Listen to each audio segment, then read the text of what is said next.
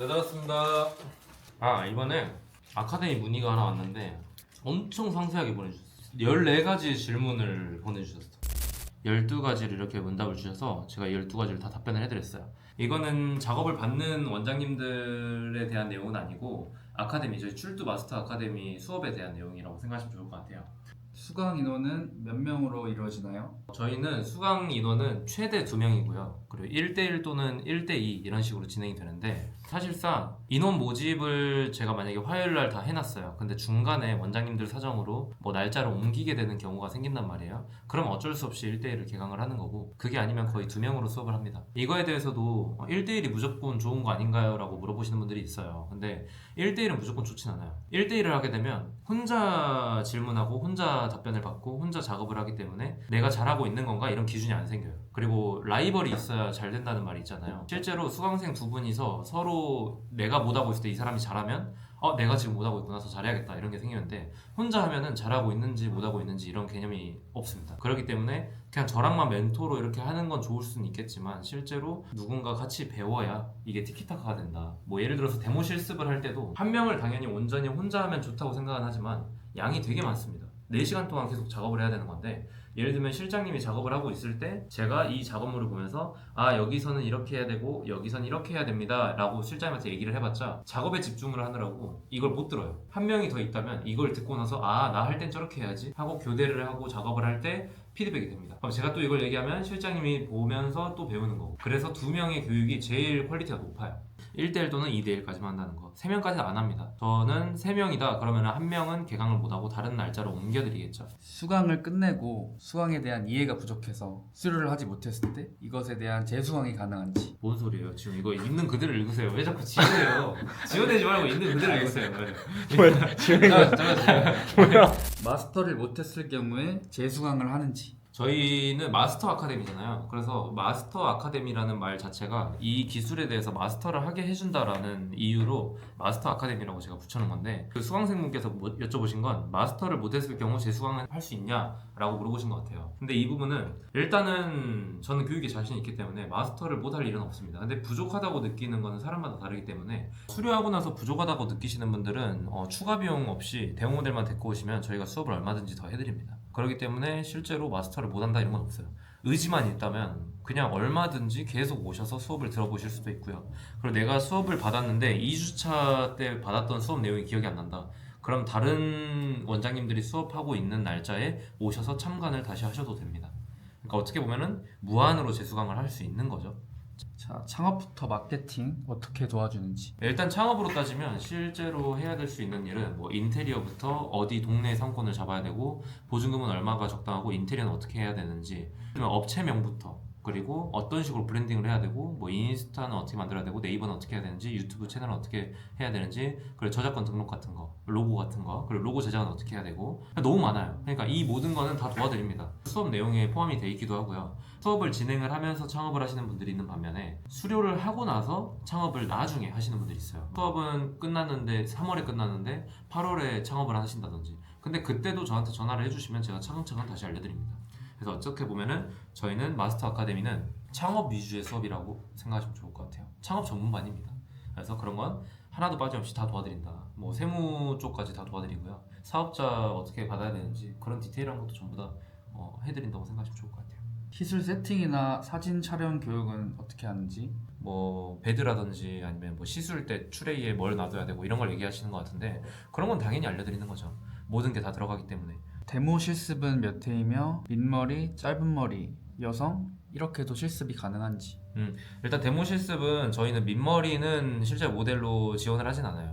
근데 예를 들어서 나는 민머리만 배우고 싶어, 그런 분들도 있습니다. 저희가 35기 중에 한 3기수 정도는 삭발로 수업을 했는데, 삭발과 남성 둘 중에 선택사항이에요. 근데 삭발은 저는 추천을 안 합니다. 예를 들면 수요가 없는 거는 저는 수업하지 않아요. 제가 지금 출두를 운영하면서도 삭발 고객님을 지금까지 한 10명 정도 했을 거예요. 일반 고객님들을 몇백 명 했다면 지금 삭발 고객님은 10명밖에 안 했다는 건데, 수요 자체가 없는 거죠. 저도 어떻게 보면 원래 삭발 전문이거든요. 작업 스타일이 좀 많이 달라지긴 하는데, 삭발 고객님 상대로 이제 수업을 진행을 해버리면 머리 있는 사람들의 디테일을 많이 따라갈 수 없기 때문에, 실제 저희 모델은 머리가 있는 사람의 측두부, 정수리, 구렛나루, 헤어라인 이 모든 부위를 다 들어간다고 생각하시면 좋을 것 같아요. 그리고 추가적으로 뭐 여성분들 시술이 궁금하거나 하시면 수업 끝나고 나서 모델을 데리고 오시면 됩니다.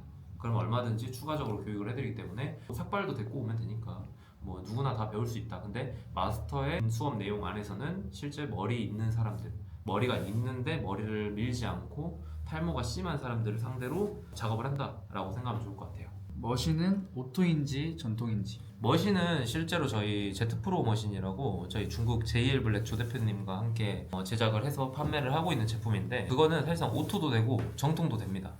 다 돼요. 근데 저는 오토를 안 해요. 이미 저는 전통을 배워서 전통을 하고 있는데 굳이 오토를 해야 될 이유는 없거든요. 그래서 저는 전통만 하기 때문에 수동이랑 오토가 다 되지만 저희는 수동만 가르칩니다.